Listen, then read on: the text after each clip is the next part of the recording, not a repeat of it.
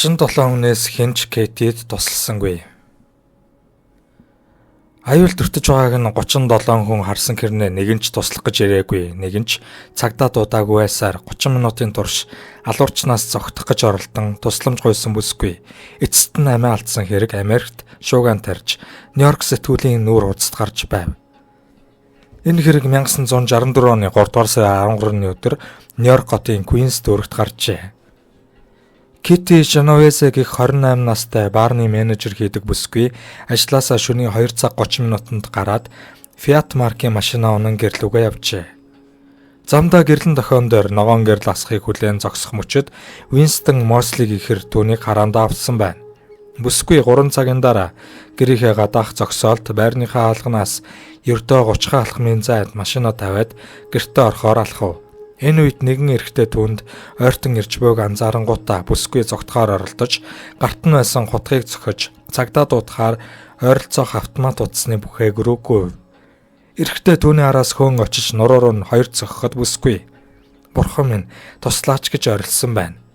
Энэ үед түүний хөрш айлууд гэрлээ асаасан төдийгүй гудамжинд юу болж байгааг олон хүн анхааралтай сонсч байжээ. Гэрчүүдээс нэг нь охиныг ганцаарнг нь орхиоч гэж хашгирахад Winston Mosley бошуухан машин руугаа гүн очоод машинаа сан явжээ. Бүсгүй нэлээд хүнд гэмтсэн учраас гэрийнхээ хаалга руу удаан гэгч мүлхэхийг гэрчүүд цонхоороо харсаар л байв. 10 орчим минутын дараа машины дуу сонсогдож нөгөө хэр буцан ирлээ.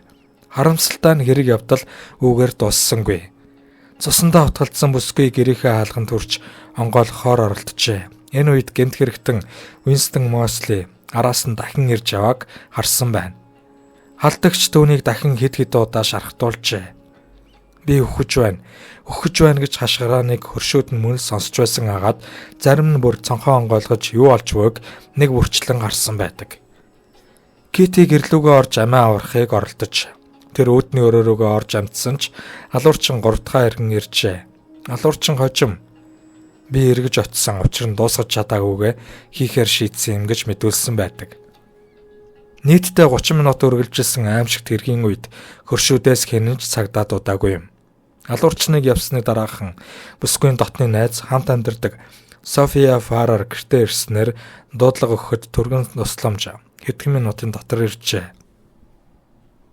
Харамсалтай нь эмнэлэгт хүргэж явах замдаа бүсгүй шөнийн 4 цаг 15 минутанд амьсгал хураажээ.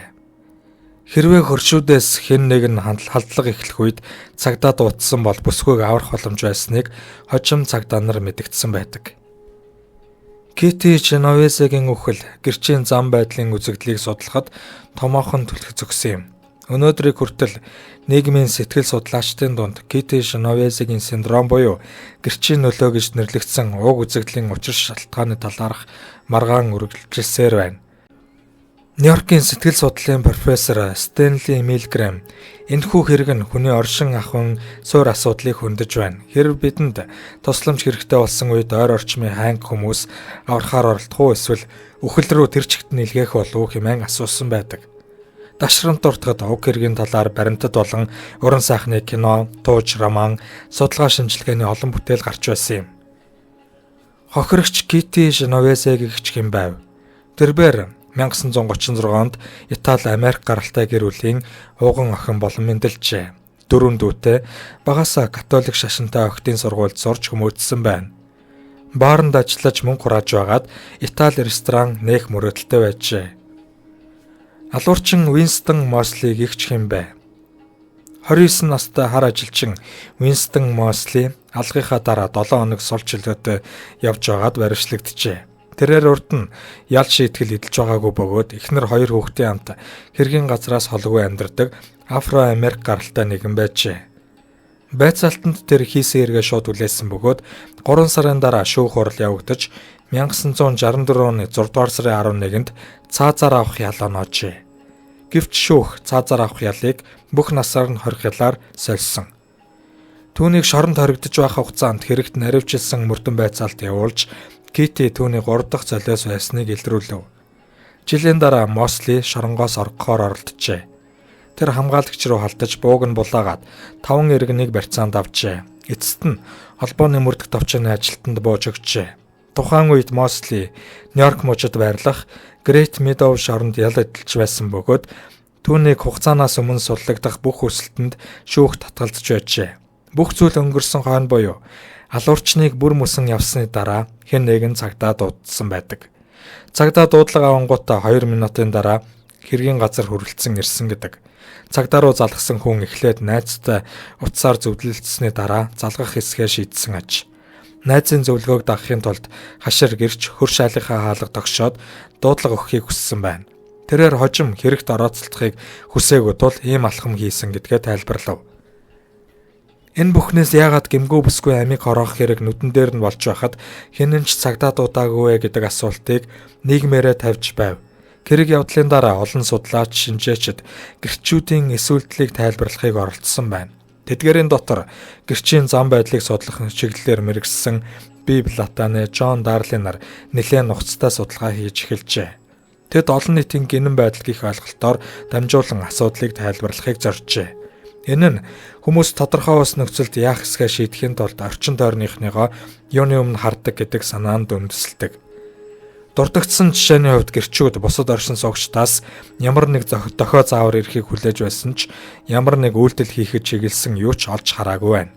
Өөрөөр хэлбэл хянан ч бусдаасаа тусламж үзүүлэх хэрэгтэй гэсэн сануулга аваагүй нь нөхцөл байдлыг онцгой явдал биш гэж үзэхэд хүргэжээ. Платаны, Дарлин нарын санал болгосон дараагийн тайлбар нь гэрчүүдийн тоотой холбоотой байв. Тэд бусад хүмүүс байгаа нь шийдвэр гаргах явцад нөлөөлсөн гэж үзжээ. Хэрв ямар нэг онцгой нөхцөл байдалд буй олон хүмүүсийн дунд хариуцлага нь сарниж, үр дагаварт нь хүмүүр хэрэг явдлын төлөө хариуцлага хүлээхгүй болохоо мэдэрдэг. Китигийн алгын гэрчүүд нөхцөл байдлыг өөрөөс нь бусад олон хүн ажиглаж буйг мэдж байсан бөгөөд хүмүүр өөрийн оногдох хариуцлагаа бусдад даалгасан гэсэн үг. Нэг үгээр хүмүүр бусад хөршүүдээс нь хэн нэгэн цагдаа дуудана гэж найдаж байв. Үнэхээр нэг гэрч Кошкин цагдаа руу залгах гэхэд нь эхнэр нь үл зөвшөөрч түүнгүүгээр аль хэдийн 30-аас илүү дуудлага очсон гэж нөхрийгөө ятгсан гэдэг. Гэрчүүд ямар ч тохиолдолд хохирогчийг аврахаар хүн ирэхгүй бол энэ нь тэдний буруу биш гэж тэд тооцсон бөгөөд намайг буруутгах хэрэггүй, бусд нь бас зүгээр суугаагүй гэж үгэх асуулт эргүүлэн тавих боломжтой болно гэсэн үг. Платаны, Дарлин нар гэрчийн нөлөө гэж нэрийн дор цуврал туршилт явуулжээ. Туршилтын үр дүнд олуулаа байгаа хүмүүс нүдэн дээр нь өрнөж буй ноцтой гэхээр хэрэг явдалд хайхрамжгүй хандах, өөр бусдад найдах явдал тун түгээмэл байдаг гэсэн дүгнэлтэнд хүрчээ. Хүн бусад хүмүүсийн дунд байхдаа юу хийх ёстойгоо ойлгохын тулд орчин тойрноо харж анзаарч байдаг байна. Хэрв өөр бусад нь тайван байвал тэр ойр тойронд нь ямар нэг хүндрэл асуудал байхгүй юм байна хэмээн тайвширдаг ажээ. Кити Женовесигийн хэрэг явдалтай маргаан хүүгээр зогссонгүй. Гэмт хэргийн гэрчүүд тусламж ирэн орилох хохирчийг яаж үл тоож чадж байна вэ? Яагаад тэдний олонх нь өөрсдийн арьслагадаа юу ч хийгээгүй болохоо жишмжгүй ярихад хөргөө зэрэг асуултууд урган гарсаар л байгаа юм. Шотланд өгүүлэлттэй 20 жилийн судалгааны үр дүнд гэрчийн нөлөөг их үзэгдэл ангаах гэмт хэргийн зэрэг бүхий л онцгой нөхцөл байдлын үед илэрч байдаг хэмээн бичжээ. Женовесигийн синдромыг тал бүрээс нь судалсны үндсэн дээр хэн нэгэнд яаралтай тусламж хэрэг болсон үед дагаж мөрдөх энгийн хитэн дүрмийг боловсруулсан байна. Нэн тэргүүнд хүмүүст тэдний харж буй нөхцөл байдал үнэхээр онц аюултай бөгөөд тэдний тусламж чухал хэрэгтэй гэдгийг ойлгуулахыг хичээ. Бусдад халдлага төртлөө гэдгээ маш тодорхой ойлгуулах үз хоёрдмол утга агуулаагүй байдлаар илэрхийлэх ёстой. Жишээ нь туслаараа гэх хийсвэр үгнээс илүү "Хөөе, саарл хүрэмтэй хүн нааш ирээч, энд аюул болж байна. Надад таны тусламж хэрэгтэй байна. Яаралтай цагдаа дуудаач" гэх нь илүү тодорхой сонсогдно. Энэ нь хэн нэгнийг хариуцлага ухамсарлахад хүргэхээс гадна бусад хүмүүст ч асуудал үүссэнийг мэдрүүлж чадна. Нэг үгээр таны тусалцаа дарагдах бос хүмүүсийн сэтгэл зүй таны эсрэг биш, харин таны төлөө ажиллуулахын тулд бүхнийг хий. Харамсалтай нь Китигийн түүх цорын ганц тохиолдол биш юм.